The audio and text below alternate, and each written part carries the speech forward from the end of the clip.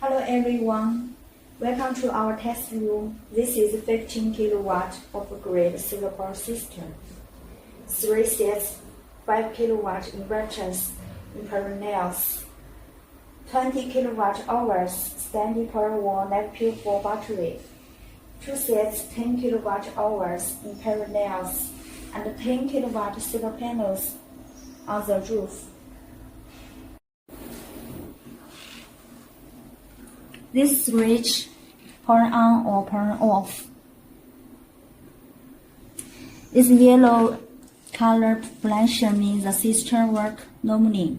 If red color flashing is wrong. And this LED screen shows the system working status.